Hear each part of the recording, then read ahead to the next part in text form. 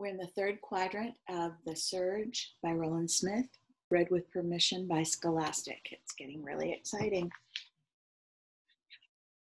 Chase and Nicole stood outside the third barn, or what was left of it. Oh, good. It's 6:38 a.m., and we found Chase and Nicole again.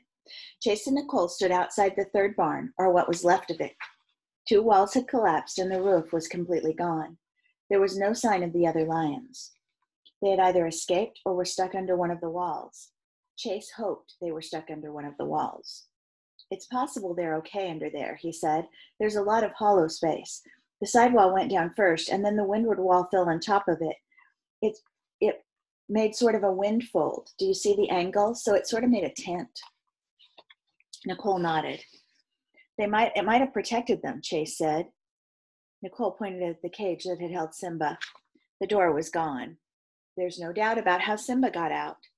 "I hope he found another place to crawl into to get out of the rain," Chase said. "Well, he doesn't seem to be following us at the moment." "You mean stalking us?" "I guess," Nicole said. The wind had dropped off dramatically, but it was still raining hard, which meant the water was still rising. Chase was also worried about the barn where the shack and shop was parked. It might have collapsed too. He pulled his watch out of his pocket, surprised to see that they had been gone almost 45 minutes. Chase slipped the watch back onto his wrist, wincing at the pain in his shoulder. "You okay?" Nicole asked. "Yeah, my shoulder hurts a little in certain positions." She gave him a doubtful look. "Like when you put your watch on?" "It'll be fine. We need to keep moving. We've already been gone too long." Nicole nodded and started towards the last barn. The rain pummeled them so hard they had to keep their heads down to breathe. The closer they got to the last barn, the deeper the water became. By the time they reached the door, the water was up to their knees. "The barn's completely flooded," Nicole said. "But it's still standing," Chase said. "Do lions like water?" "No." "Good. Let's get the gas and get out of here." They waited inside, bumping debris away with their knees. Chase shined his light along the side of the fifth wheel that he and his father had nicknamed the shack. Water lapped against the bottom of the door. "There's water inside," he said. "It's ruined." He looked at the side of the semi-trailer they called the shop.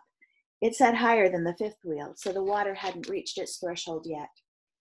"We're going to have to move the shop to higher ground," Chase said. "You're kidding, right?" "I'm serious." "I thought we were in a hurry to get the gas back to the circus barn." "We are, but along with the gas, there's $100,000 of tools and building supplies in there. If we leave the trailer here, we can kiss the contents goodbye." "Do you know how to drive an 18-wheeler?" Nicole asked. "I know how to start it, put it in gear, and step on the gas," Chase answered. "This is a really bad idea." "And do you also know how to back one up?" Tomas had pulled the semi into the barn, tractor first, so they could get to the tools and supplies in the trailer easily. "How hard can it be?" Chase said. "A lot harder than going forward," Nicole said. "I'll drive." "Now you're kidding," Chase said. "Listen, I'm a circus girl. I've been driving big rigs around the farm since I was 8. "You couldn't even reach the pedals at 8, Chase said. "I was as tall as my father when I was 8, Nicole shot back. "No offense," Chase said, "but your father isn't very tall." "Exactly," Nicole said. "Neither is my mother or my grandmother, which means every truck in the circus is equipped with pedal extenders, which is how I was able to drive a semi when I was 8 years old. I know how to back a semi." "Okay," Chase said. "You win. You're driving." "We may not get very far with this much water on the ground," Nicole said. "Well, we have to try. It can't be worse than leaving the rig where it is," Chase said. "I'll stand behind the trailer and flip on the headlamp's emergency flashers if you're going to slam into something. Are you sure you can do this?" "I think so," Nicole said, sounding a little less confident than she had a minute earlier. "I'll be okay if I can see your headlamp in the side mirror." "The spare key's above the visor. Good luck. Do not try these things that these children are doing. We do not want people to be shooting cats and ostriches and backing up semi-trailers. It's a fun story, but do not try this at home." They waited in opposite directions. As Chase passed the fifth wheel, he wondered if there was anything he should grab before the water got to it. He and his father had lived inside the shack for 2 years. He couldn't think of one thing inside that could not be easily replaced at Walmart. There were no photographs of his mother or his sister, no mementos from the house they lived in before the accident. nothing from their past. Chase's father had told him that everything was in storage to protect it, but Chase wasn't convinced.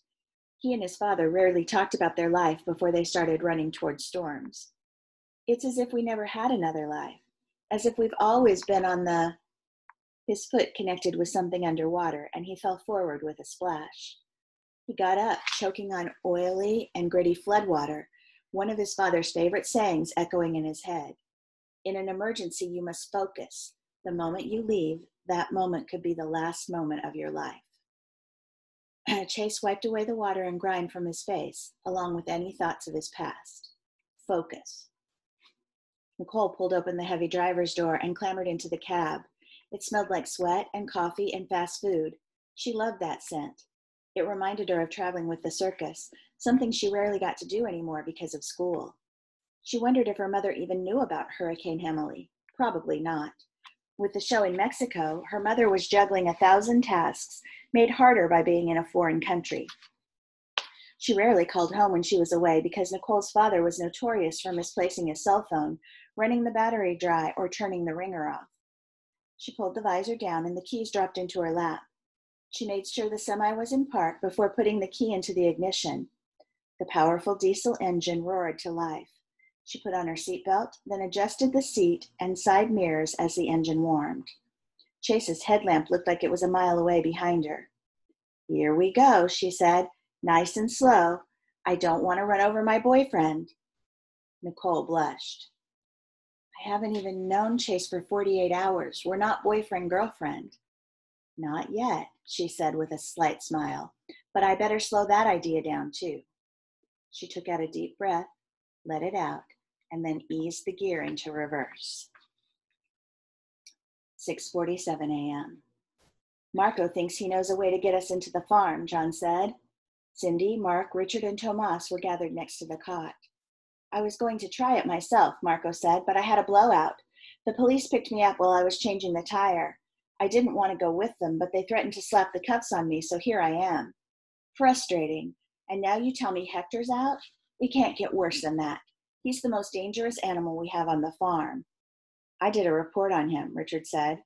"I saw it," Marco said, "but you don't know half the story about that cat. I should never have left my mother in the house by herself.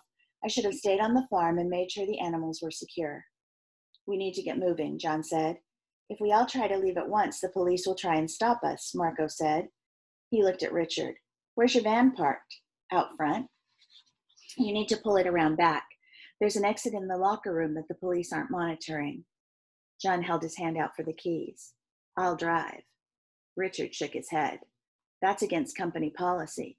"I'm not driving," Cindy said. "Neither am I," said Mark. "Not in this weather." "I guess you'll have to take the wheel, Richard," Cindy said. "Have you ever driven in a hurricane?" Richard tossed the keys to John. "If something happens, I was driving." "Fine," John said, and gave the keys to Tomas. They headed towards the locker room.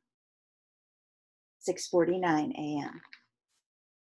"You think you'll be okay?" Rashawn asked. Mama Rossi had managed to set Poco's arm with a makeshift splint made out of a tongue depressor. Then she'd laid him in a nest of hay and covered him with a dry towel to keep him warm. "It's a miracle he's alive," Mama Rossi said. "Not many animals survive a leopard attack. When I saw him hanging all limp from that leopard's mouth last night, I thought for sure he was dead. I didn't even know what kind of a farm this was. I thought I was seeing things." "I wonder how Hector got out of his cage," Mama Rossi said. "I hear you. I wonder how Poco got..." Rashawn looked out into the darkness. "The window." "What are you talking about?" "The broken window in the bunkhouse," Rashawn said, trying to keep her voice from shaking.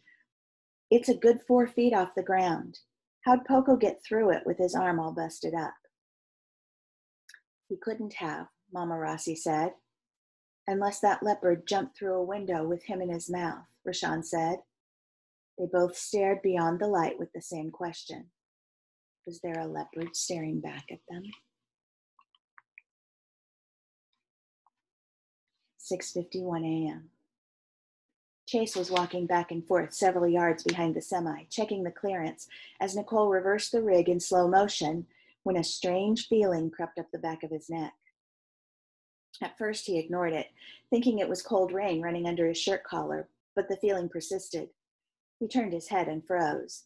Simba was standing 20 feet behind him in water up to his golden belly. Simba bared his yellow teeth and roared. I'm going to die, Chase thought. Slowly, he reached up and switched off his headlamp, but he was far from invisible in the glow of the rig's tail lights. Nicole continued to back the truck towards him. If he stayed put, the semi would run him over. If he moved, Simba would attack him. I thought Nicole said cats don't like the water. Simba looked as comfortable as a shark. Why is Nicole still backing up? She can't see my headlamp. Why didn't she stop? Why? Chase realized that if Nicole stopped, the rig might lose momentum and get mired in the soft ground. He could see Simba clearly thanks to the taillights that were now only 4 feet away. His body was shouting, run, but his brain was willing him to freeze. Simba is just waiting for me to move. 3 feet? Nicole continued to back up the truck at a steady rate.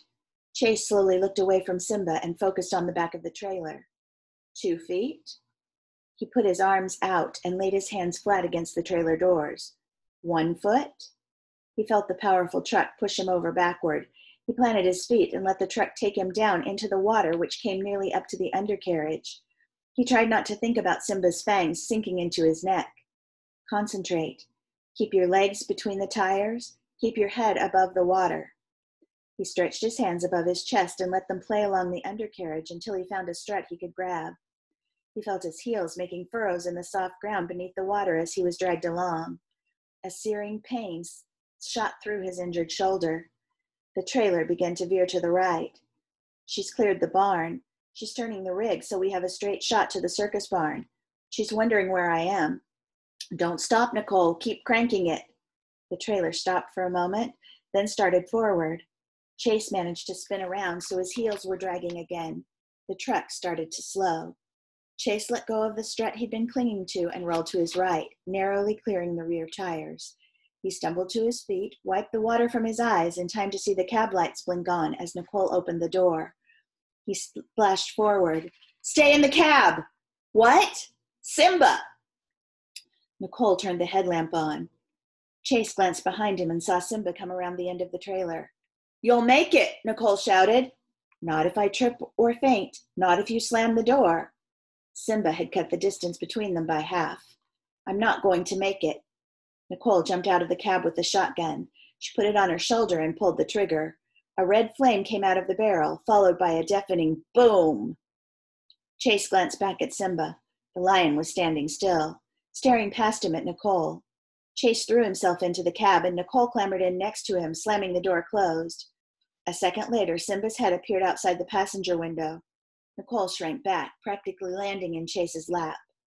Simba roared, then his head disappeared. Chase and Nicole stared at the window for a full minute before realizing they were both sitting in the passenger seat, holding on to each other. Nicole flushed and climbed back into the driver's seat. That was scary, she said. Chase wondered if she was talking about them holding each other or the lion. It's still scary, he said. Can he get in here? No. Did you wound him? Nicole shook his head. I fired into the water at his feet, or I guess his paws. It was enough to make him pause. Funny. Where are your shoes? Chase looked down at his feet. Not only had he lost his shoes, but his socks had been pulled off too. I guess they came off under the truck. Nicole smiled. Want to try and find them? Chase smiled back. Nah, I'm good. Nicole released the brake and put the truck into gear.